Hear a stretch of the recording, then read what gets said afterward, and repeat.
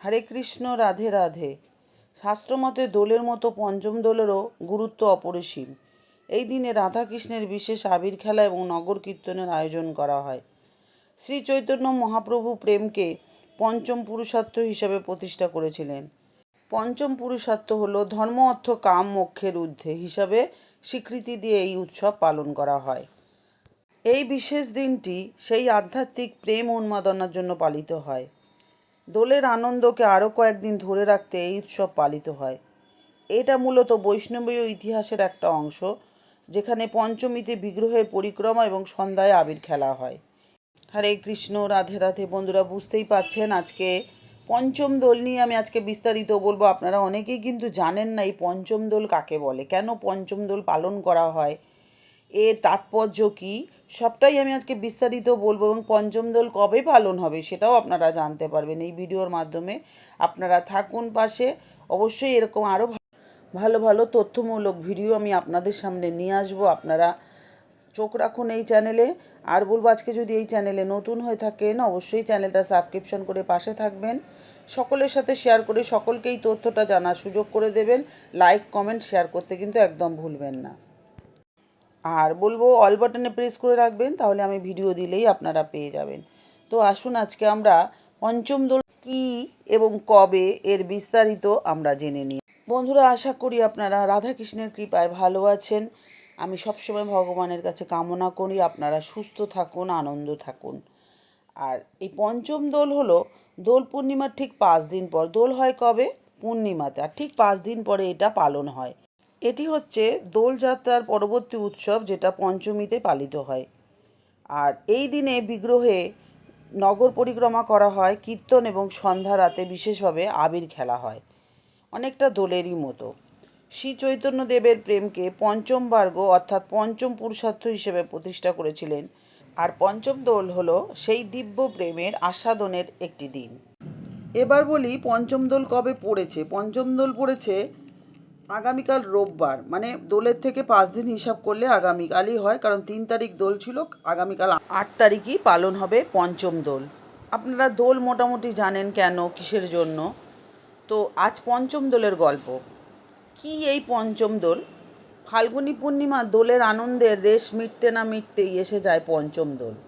প্রতি বছর দোলযাত্রার পর পঞ্চমী তিথিতে আয়োজিত হয় পঞ্চম দোল। শাস্ত্রমতে দোলের মতোই পঞ্চম দোলেরও এক বিশেষ তাৎপর্য রয়েছে।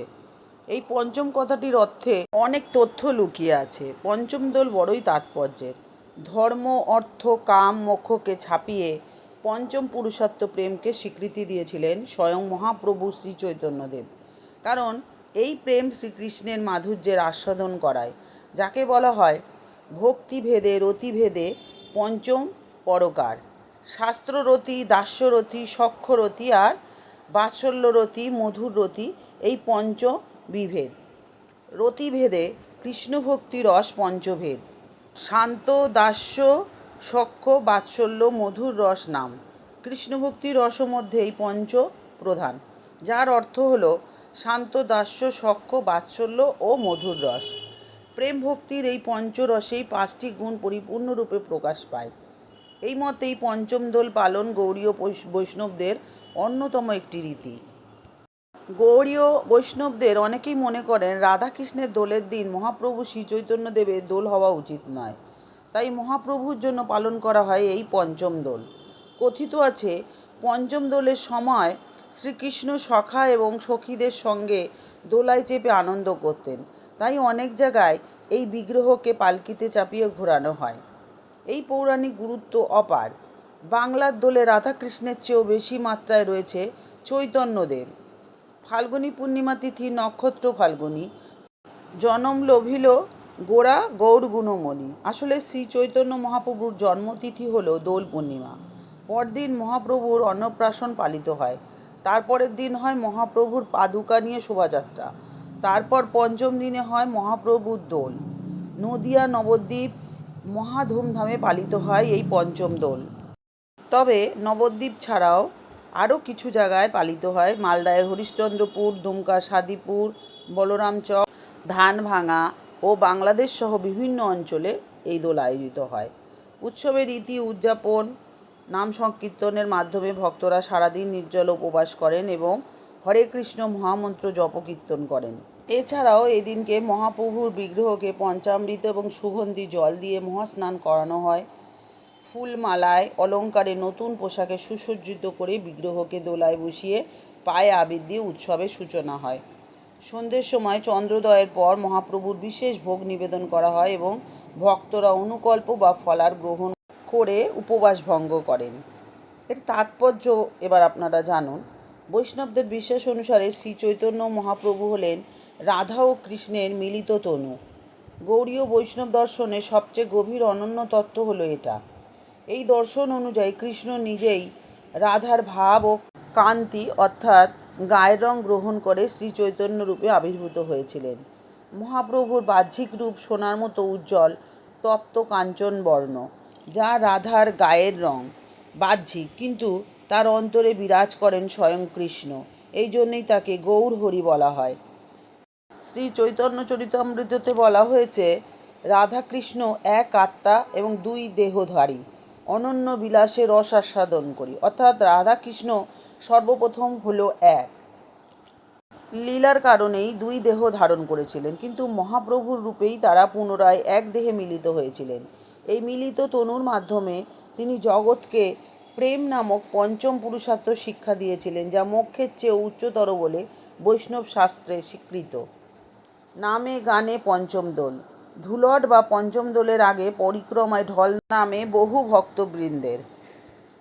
আর এই রঙের খেলায় কৃষ্ণ পরাজিত হয়েছিলেন রাধা সখীদের কাছে। সবাই তাই নাগরের নামে দুরুদ দিচ্ছে, কৃষ্ণ মুখ লুকিয়েছেন লজ্জায়। খোল করতাল সহযোগে বৈচিত্র্যময় লোকগান, বিগ্রহ মাথায় বা কোলে নিয়ে মন্দির পরিক্রমা, বাতাসা লুট সব কিছু নিয়ে পঞ্চম দোল একেবারে জমজমাট হয়ে ওঠে। পঞ্চম দোল বা ধুলট হল দোল পূর্ণিমার ঠিক 5 দিন পরে কৃষ্ণপক্ষের পঞ্চমী তিথিতে আয়োজিত রঙের উৎসব। এটি মূলত দোলের মতোই গুরুত্বপূর্ণ, বিশেষ করে বৈষ্ণব গৌড়ীয় মতে। এটি শ্রী চৈতন্যদেবকে শ্রদ্ধা এবং প্রণাম এবং সম্মান জানানোর একটি দিন। অনেক ক্ষেত্রেই মূল দোলের পর রং খেলার এই ঐতিহ্যকে অকাল দোল বা দ্বিতীয় দোল হিসাবেও বলা হয়, যা স্থানীয় মানুষের কাছে অত্যন্ত আনন্দের একটি উৎসব, যেটা ওনারা এই দিন পালন করে থাকেন। পৌরাণিক বিশ্বাস অনুযায়ী কথিত আছে, এই বিশেষ দিনে শ্রীকৃষ্ণ তার সখা এবং সখীদের নিয়ে দোলায় চড়ে আনন্দ করতেন। তাই অনেক জায়গায় বিগ্রহকে পালকিতে চড়িয়েও শোভাযাত্রায় বের করা হয়। ধুলট উৎসব পঞ্চম দোলের শেষ দিন বা পরের দিন অনেক সময় ধুলট পালন করা হয়, যা মূলত ধুলি উৎসব বা কীর্তনের মাধ্যমে ভক্তদের ধুলায় লুটোপুটি খাওয়ার একটি রীতি। একটি বিশেষ লোকগাথা অনুযায়ী এই দিনের বিশেষ তাৎপর্য হল, ললিতা, বিশাখা বা তুঙ্গবিদ্যার মতো অনেক সখীরা শারীরিক অসুস্থতায় বা অন্য কারণে মূল পূর্ণিমার দিনে শ্রীকৃষ্ণের সঙ্গে দোল খেলায় অংশ নিতে পারেননি। ভক্তবৎসল কৃষ্ণ তাই তাদের মনোবাঞ্ছা পূরণ করতে দ্বিতীয়া থেকে দ্বাদশী পর্যন্ত বিভিন্ন তিথিতে পৃথকভাবে দোল খেলেছিলেন, যার মধ্যে পঞ্চমী তিথির দোল অন্যতম। সেই কারণে বৈষ্ণব মতে বলা হয়, রাধাকৃষ্ণের মূল দোলের দিনে মহাপ্রভুর দোল হওয়া অনুচিত বলে মনে করা হয়। তাই রাধাকৃষ্ণের দোলযাত্রার 5 দিন পর মহাপ্রভুর প্রতি শ্রদ্ধা জানাতে এই উৎসব পালিত হয়, যেটা আমরা পঞ্চম দোল নামে অভিহিত করি। তো বন্ধুরা, আপনারা জানতে পারলেন আজকে এই পঞ্চম দোলের মহিমা, তাৎপর্য আমি সবটাই বললাম। আপনারা বুঝতে পারলেন পঞ্চম দোল কাকে বলে, কেন পালন হয়। যদি ভালো লাগে ভিডিওটি অবশ্যই সকলের সাথে শেয়ার করে সকলকেই বিশেষ তথ্যটি জানার সুযোগ করে দেবেন। আর ভিডিও শেষে কমেন্ট বক্সে অবশ্যই জয় শ্রীকৃষ্ণ রাধে রাধে লিখতে ভুলবেন না। আর আজকে বলবো, এতক্ষণ আমার সাথে থাকার জন্য আপনাদেরকে অসংখ্য ধন্যবাদ। সবাই সুস্থ থাকুন, ভালো থাকুন, আনন্দে থাকুন। আগামীকাল পঞ্চম দোল। আপনারা যারা এই দোলযাত্রা দেখতে পারেন বা দেখার সুযোগ আছে, আপনারা খুব আনন্দ করুন এই দোলে। শ্রী চৈতন্য মহাপ্রভুর জয় বলে আজকে ভিডিও শেষ করি। আবার দেখা হবে নতুন আর একটা ভিডিও নিয়ে। জয় শ্রীকৃষ্ণ রাধে রাধে। জয় মহাপ্রভু শ্রী চৈতন্য দেবের জয়।